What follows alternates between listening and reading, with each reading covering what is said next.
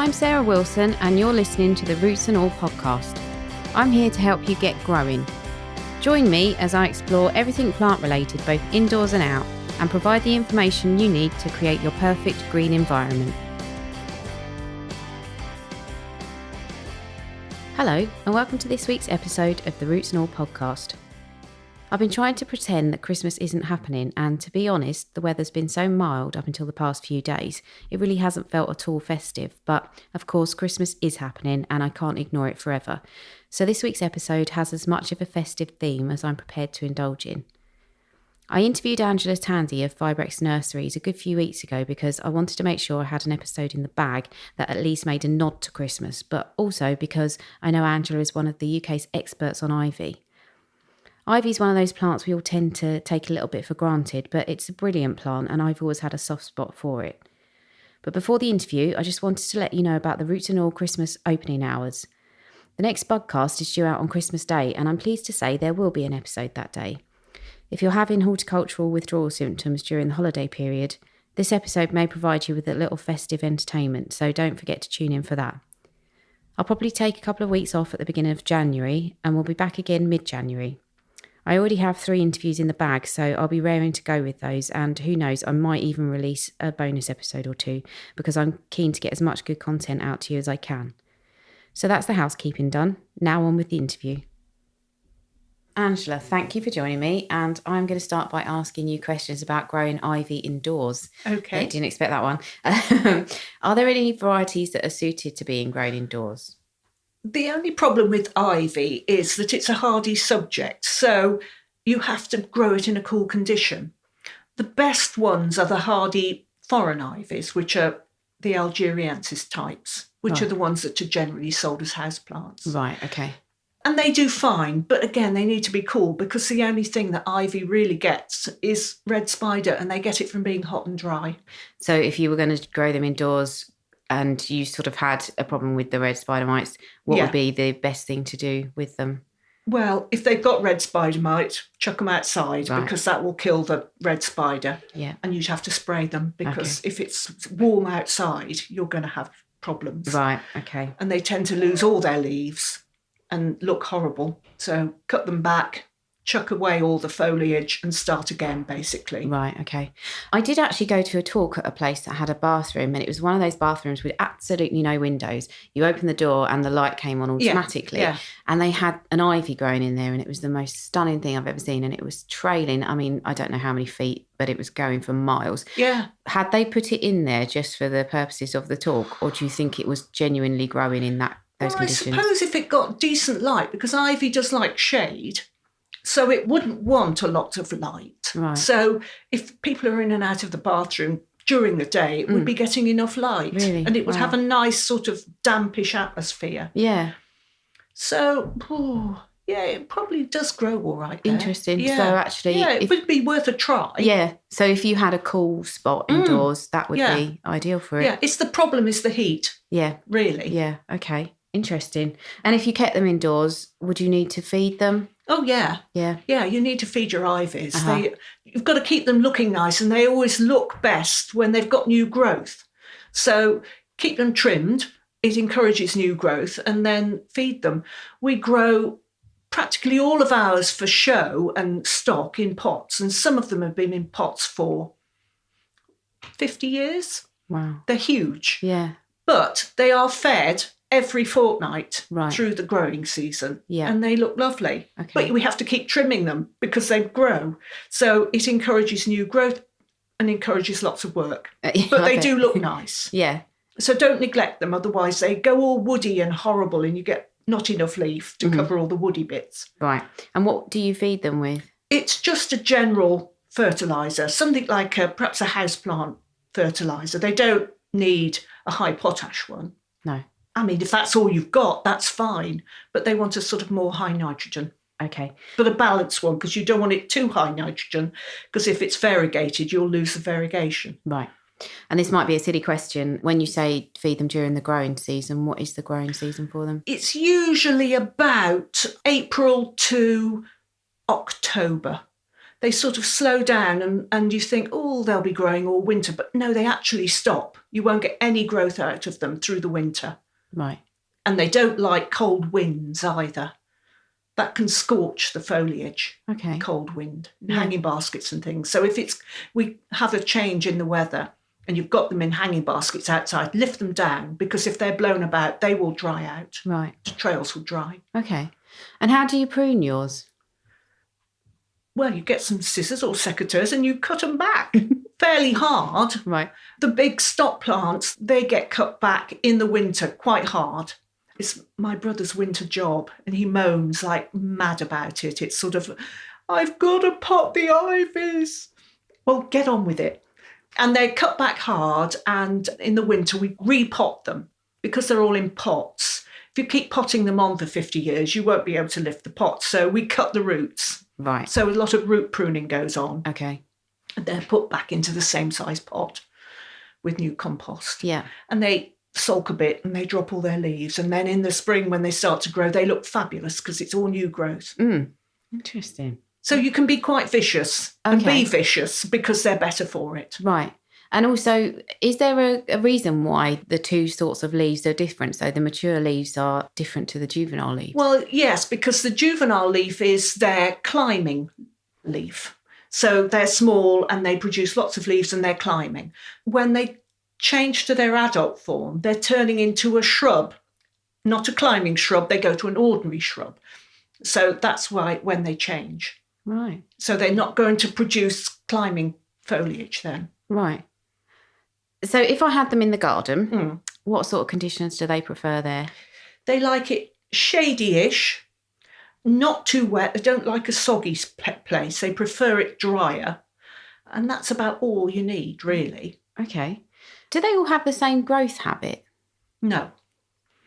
Some of them have got little tiny leaves, and so you'll get a bushy habit.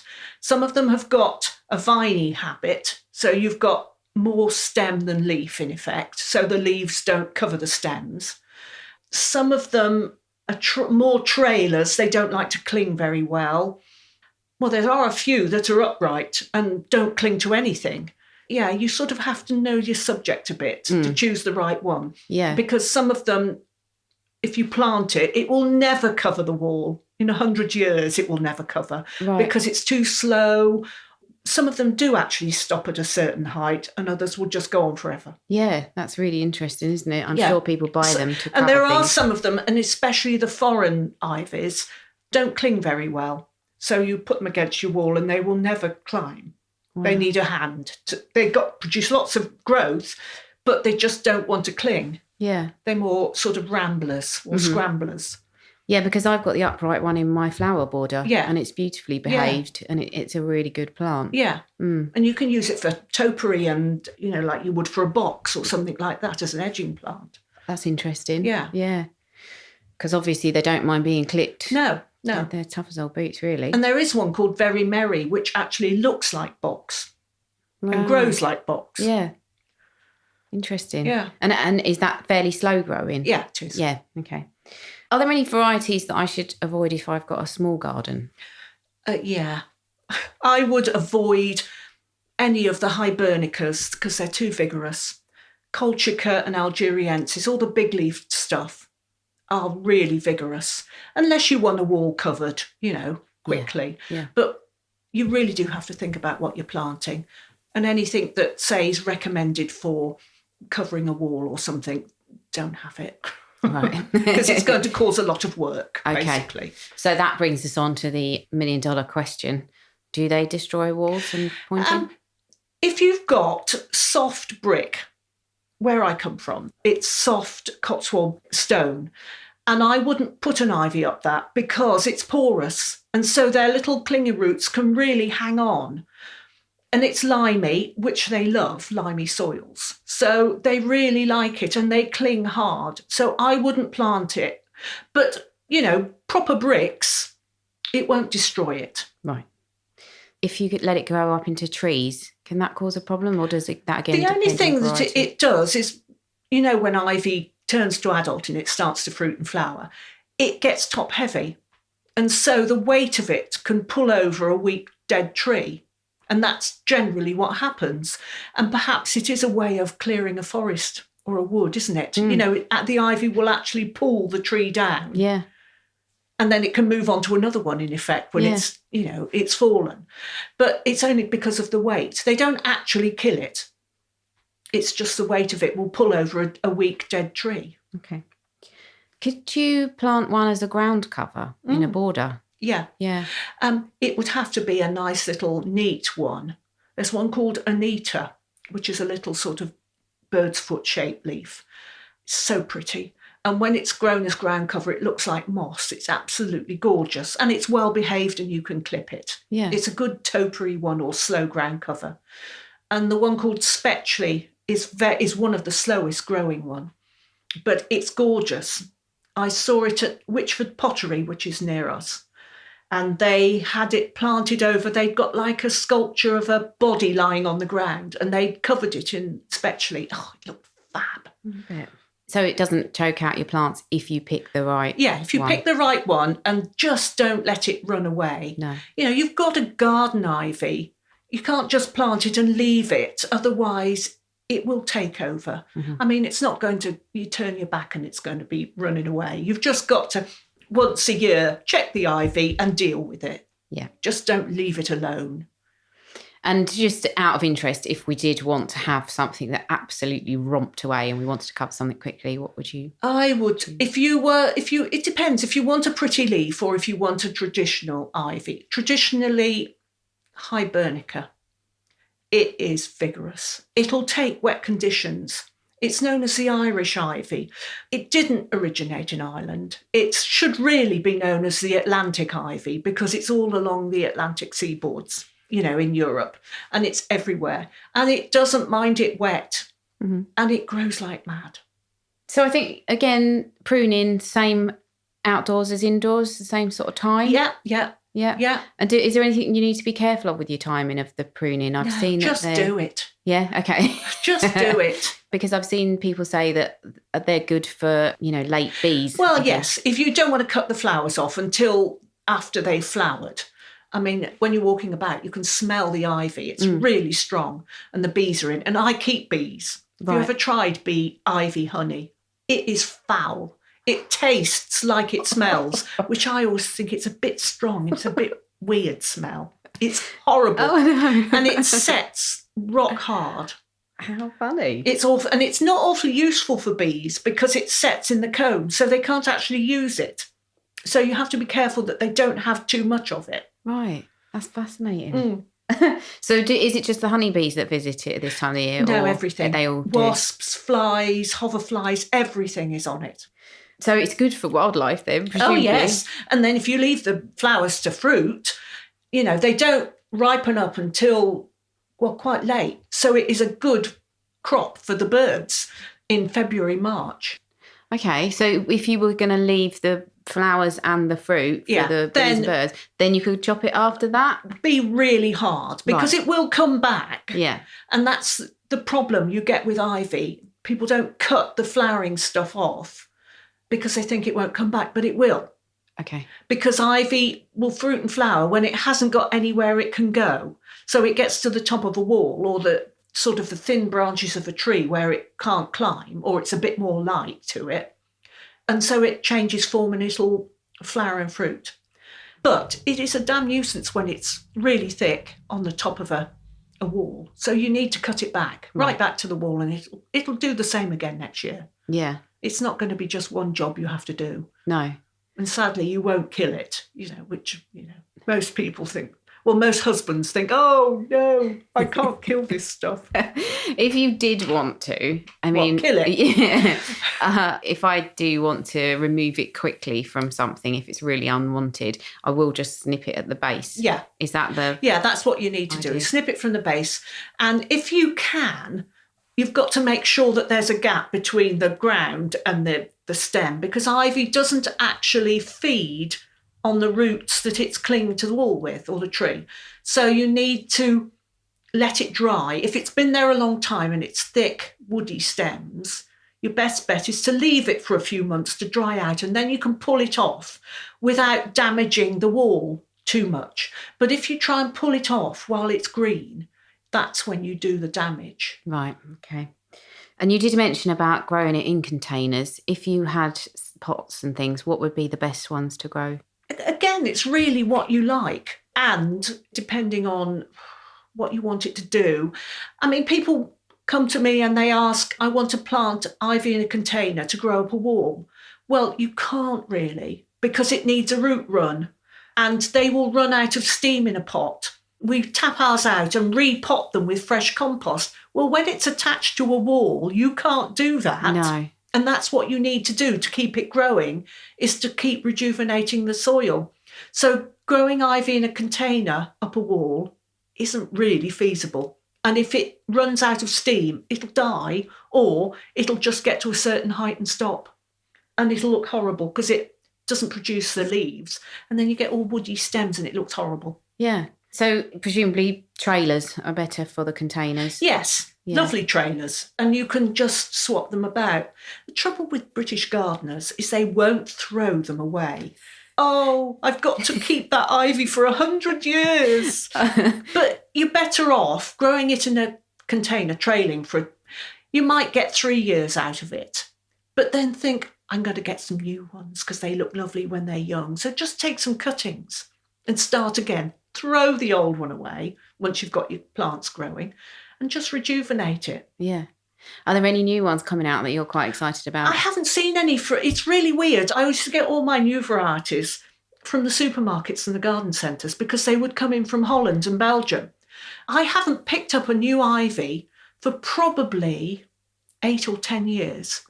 And I collect quite a few from my own, my 400 varieties. They sport and produce new growth, which you can take as a cutting and grow it on, see how it looks. We haven't had anything for years. I don't know what it is with ivy. It has stopped sporting. How strange. And I haven't seen a new one for years. I really don't know why. Whether or not it's environmental or what, I don't know what it is. Wow. But I've got That's a lot that I've produced, from my own. Yeah. I haven't had one for ages. And I'm thinking, I'd quite like one to name after my granddaughter. Well, I haven't had one, so she can't have one. Oh, no. So can you grow them from seed as well? You can, but they do generally go back to helix. Right. Go back to species from seed. Yeah. Because they're a sport, you see. So it's like a vegetative cutting. They don't cross very often. No. Okay. I mean, you do get hybrids in the wild, but you look at it and you think, well, it looks pretty boring. Yeah. And most of them are. So. Wow. And what's your favourite one? I think Anita and Spetchley, the little well-behaved ones, because I know the work that they create. It is hard work with them. Oh, brilliant. I've got all the ivies. I'm looking at them at the moment. My brother came to me. He said, when are you doing the ivy cuttings? And I said, well, I've got to do all the ferns first, so it's going to be not till end of November. He says, I shall have to keep watering them and looking after them then till then. Because I won't let him cut them back until I've had the cuttings off them. Because he's done that before and I've got nothing to take cuttings from. So I take them off our big plants and the collection. Are they easy to grow from cuttings? Oh, dead easy. Yeah. Yeah. So you get a nice long trail. You can just snip up the stem, just a couple of joints. The traditional way, they come in from Holland, you get a plant with about 5 cuttings in and they just grow them under mist units and you get a nice little cluster of cuttings. So you could start off quite easily with a new variety and I'd just divide them up and grow them on. Yeah. So you just do the same. A little pot of compost, shove a few cuttings in and put them in a polythene bag, a nice steamy atmosphere for 3 weeks and they're rooted. Wow. Dead easy. Yeah. Brilliant. So ivies for all your friends. Yeah. Whether or not they want them. But it's a good thing for if you've got a garden sale or something, you'd take a few ivy cuttings and things like that. Yeah. It's nice and easy. Brilliant. And it rejuvenates if you've got an old one, you just make new ones off it. And just start again, because they do look scruffy after a few years. So yeah. It's easy to start again. Yeah. Brilliant. Thank you. It's just keeping them looking nice when you've got them. Yeah. That's more hard work. Well, I don't think hard work is something that Angela is afraid of after we had our chat about her nursery and how she runs it. It is a brilliant nursery. You can shop online, and I would urge you to go on there and have a look at the collection of ivies. But not only that, they do some other fantastic ranges as well. The website is www.fibrex.co.uk. That's Fibrex. It is worth a look, but be prepared to possibly put more in your shopping basket than you bargained for. So thank you to Angela, and thank you for listening, and I will catch you next Tuesday. You can download or listen to the podcast direct from the website www.rootsandall.co.uk, where you'll also find my blog and a sign-up form for the newsletter, which gives you a weekly roundup of content, plus the inside scoop on things like upcoming guests. Or you can subscribe wherever you normally get your podcasts. Email me with comments and feedback at podcast@rootsandall.co.uk. Follow me on Twitter, Roots and All, Facebook, Roots and All UK, and Instagram, Roots and All Pod. But please also check out my Patreon, where you can make a one-off donation or take out a monthly subscription to help support my work, because if you like what I do, please help me to continue doing it. Even if you make a one-off donation of £1, trust me, it all helps, and I will be immensely grateful. So please go to Patreon and search for Roots and All.